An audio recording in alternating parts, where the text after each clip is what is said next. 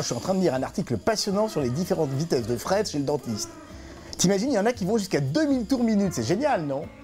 Oh là, t'as pas l'air de trouver ça du tout génial, hein? Non mais quoi 2000 tours minute? Mais je m'en fous, t'entends les cris de douleur qui proviennent du cabinet depuis une demi-heure? Bah c'est quoi cette chochotte? Alors à ton âge, on a peur du dentiste. Si j'étais toi, je reverrais La guerre est déclarée de Valérie Donzelli, ça dans le genre belle leçon de courage. Quoi, La guerre est déclarée? Attends, ce navet. Ah non mais t'arriveras toujours à me surprendre. Tu dois être la seule personne que je connaisse qui n'est pas succombée au charme de La guerre est déclarée.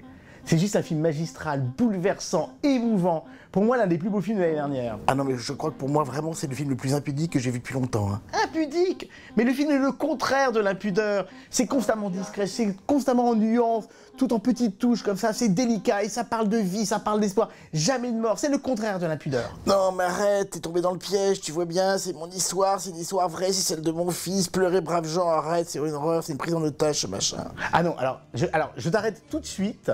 S'il y a bien un truc que Valérie Donzelli ne fait jamais, c'est de nous prendre en otage sur son histoire. Au contraire, du journal perso qu'elle a tenu pendant la maladie de son fils, elle a réussi à faire un scénario qui est constamment tourné vers les autres, vers l'espoir, vers l'amour, vers le couple, vers la bataille. C'est vraiment, mais t'as rien compris au film. Attends, elle est obligée de balancer de la musique toutes les 20 secondes pour créer un peu d'émotion. Mais la musique, c'est justement le secret du film. C'est un film pop, c'est un film solaire, c'est un film qui est dans le rythme, dans le mouvement, qui a une idée à la seconde de montage, de scénario, de mise en scène, qui est jamais dans la fiction, qui est jamais dans l'atermoiement. Mais en plus, t'as vu à la fin, elle filme son fils.